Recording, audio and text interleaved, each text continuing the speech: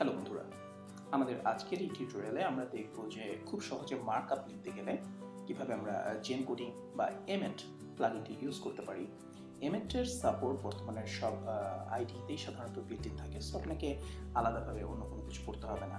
কিন্তু এমএট ব্যবহার করলে আপনি অনেক দ্রুত মার্কআপ লিখতে পারবেন। চলুন দেখা যাক কীভাবে আমরা শুরু করতে পারি। এটা হচ্ছে আমার Sublime editor, Sublime text ID. So আমি এখানে এসে একটা ব্ল্যাঙ্ক HTML ডকুমেন্ট তৈরি করতে চাই।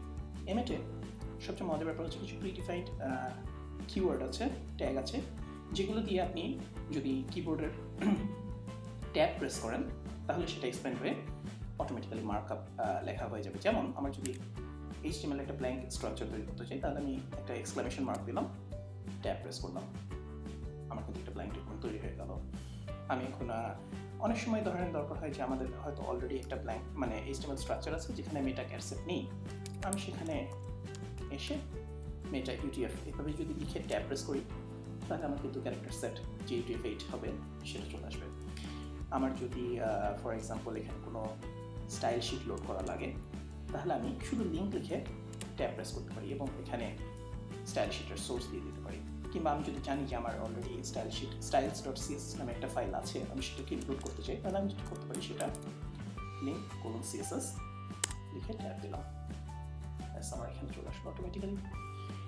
এছাড়া যদি কখনো স্ক্রিপ্ট ইনক্লুড করা দরকার হয় তাহলে আমি যেটা লিখি সেটা হচ্ছে স্ক্রিপ্ট সোর্স, ব্যাস আমি এখানে জাভাস্ক্রিপ্টের ফাইলের সোর্স দিয়ে দিতে পারি। তো এইটা হলো হেডিং সেকশন। বডিতে আমরা আরও মজার কাজ করতে পারি। এমএটে কাজ করতে গেলে একটা জিনিস মনে রাখা লাগবে, সেটা হচ্ছে এমএটে কাজ করার সিস্টেম হচ্ছে আপনি শুধু ট্যাগ নেমগুলো দেবেন এবং তার আন্ডারে কী কী চাইল্ড থাকবে সেগুলো আপনি স্পেসিফাই করে দেবেন। এমএট অটোমেটিক্যালি সেটা এক্সপ্যান্ড করে মার্কআপ বানিয়ে ফেলবে। মনে করুন যে আমাদের একটা ইউএল আছে, ইউএলের ভিতরে আমরা 4টা এলআই আইটেম চাই, তাহলে আমরা যেটা করবো ইউএলের ভিতরে একটা এলআই দিয়ে আগে দেখি কেমন আসে। এবার আমি ট্যাব প্রেস করলাম, ব্যাস আমার একটা এলআই এলিমেন্ট চলে আসলো।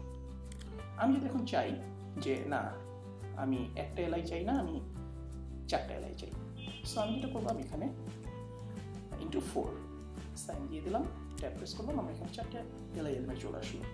মজা না? এখন আমি যদি এই এলআইগুলোর প্রত্যেকটার ভিতরে কিছু টেক্সট দেখাতে চাই, ধরুন মেনু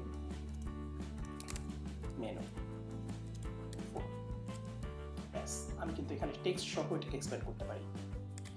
আরও একটা মজার জিনিস দেখাই দিই যে ধরেন আমরা মেনুর পাশাপাশি এখানে 1 2 3 4 এরকম ইন্ডেক্সগুলো দেখাতে চাই, সেখানে কী করবো, আমরা এখানে সিম্পলি একটা $সাইন দেবো, দিয়ে ব্যাস দেখেন মেনু 1 মেনু 2 মেনু 3 চলে আসলো। ঠিক একইভাবে চলুন মনে করি যদি আমরা একটা লিঙ্ক তৈরি করতে চাই, অ্যাঙ্কর তৈরি করতে চাই, যে একটা অ্যাঙ্করের টেক্সট হবে হচ্ছে ক্লিক মি। খুব সহজ তাই না? একটু কমপ্লেক্স একটা স্ট্রাকচার দেখা যাক।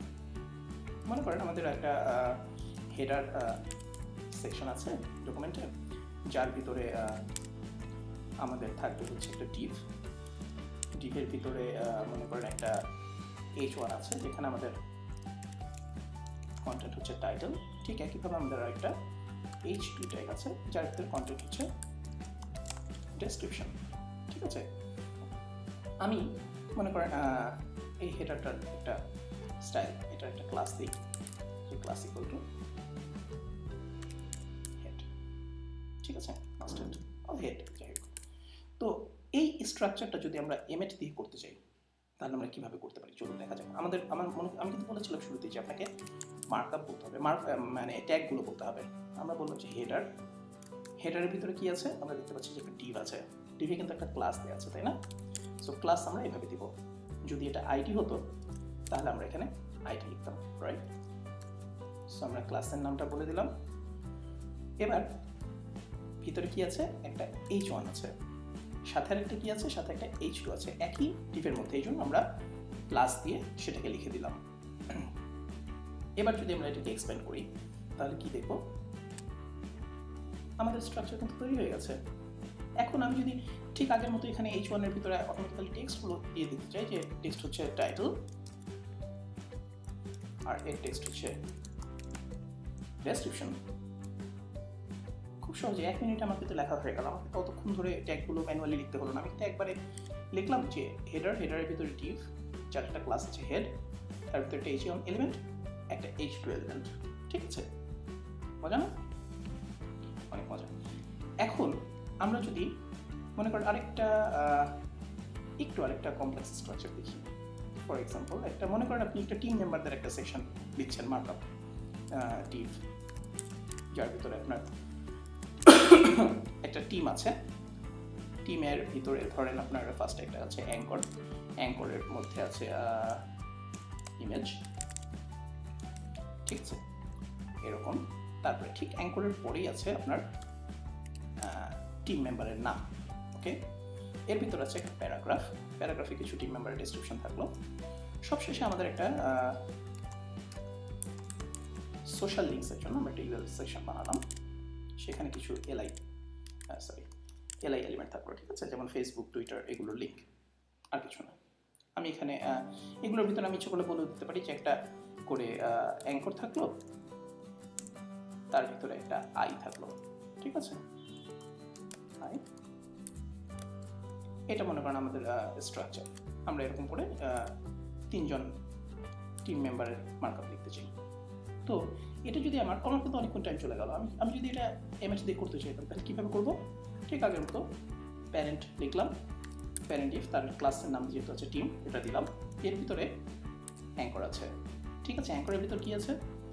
আইএনজি আছে। এখন দেখেন H1টা কিন্তু ডিভের ভিতরে আছে, H1টা কিন্তু অ্যাঙ্করের ভিতর নাই। সো আমরা যদি এখানে প্লাস H1 দিতাম তাহলে কিন্তু এটা অ্যাঙ্করের ভিতর চলে আসতো। আমাদের কিন্তু অ্যাঙ্করের ভিতর নাই, সো আমাদের এটা আছে ডিভের ভিতরে। তো এক স্টেপ উপরে আসার জন্য আমাদের ক্যারেট এই সাইনটা ইউজ করতে হয়। সো আমরা এটা ইউজ করলাম, H1 মানে ডিভের মধ্যে চলে আসলো। এটা এখন হচ্ছে অ্যাঙ্করের সিবলিং আর কি। তারপরে কি আছে? তারপরে একটা প্যারাগ্রাফ আছে। তারপরে কি আছে? একটা ইউএল আছে। ইউএল এর কিন্তু ক্লাস আছে সোশ্যাল। এর ভিতর কি আছে? এর ভিতর আমার লিঙ্ক আছে।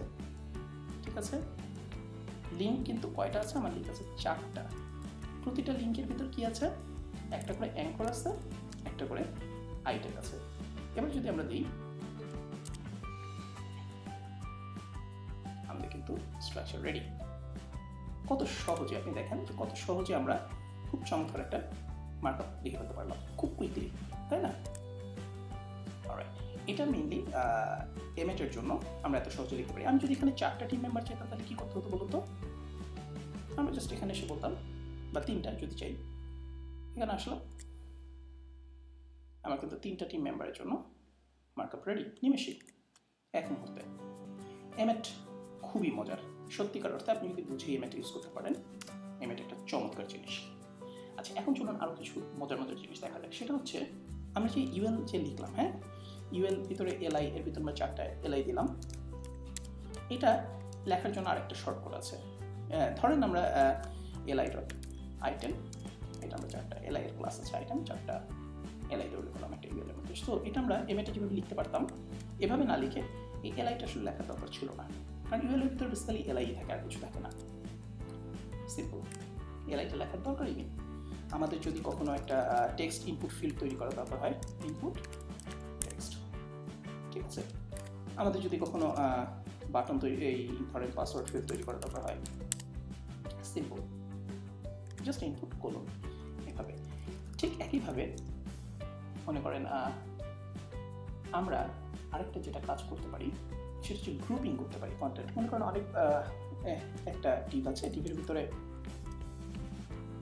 ভিতরে মনে করেন H1 আছে প্লাস H2 আছে।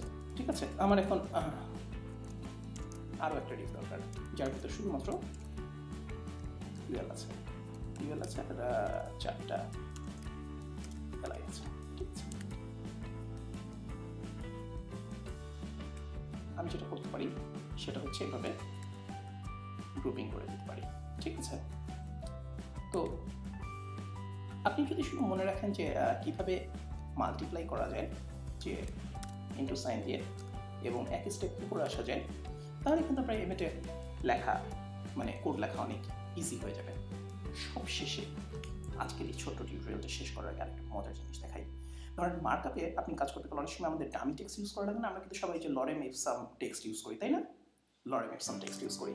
তো এমএটের মধ্যে ডিফল্ট লরেমের সাপোর্ট আছে। মনে করেন আমরা একটা প্যারাগ্রাফ চাই যার মধ্যে লরেমের সাপোর্ট দরকার, আমরা শুধু কী করবো, আমরা লরেম লিখবো, একটা প্যারাগ্রাফ লরেম ট্যাপ দেবো, ব্যাস অটোমেটিক্যালি কিন্তু লরেম লেসন চলে আসলো। আমার কোথা থেকে কপি করা লাগলো না।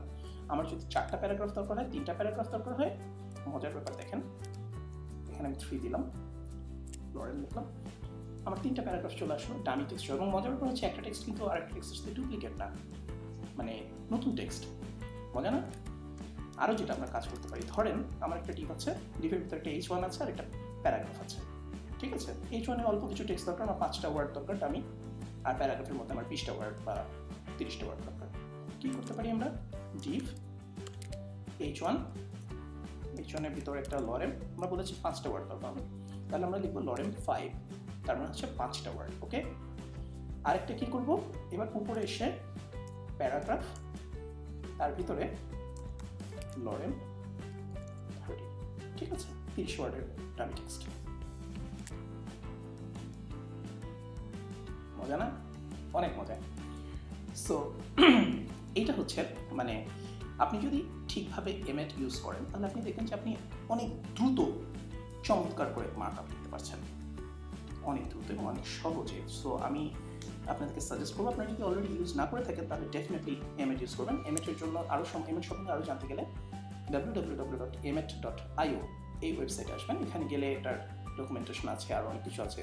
এবং নেক্সট আরেকটা ছোট পর্বে আমরা দেখবো যে এমএট দিয়ে আসলে, এখন তো এই পর্বে শুধু দেখলাম মার্ক আপ, নেক্সট পর্বে আমরা দেখবো যে কীভাবে এমএট আমরা সিএসএস এর জন্য ব্যবহার করতে পারি।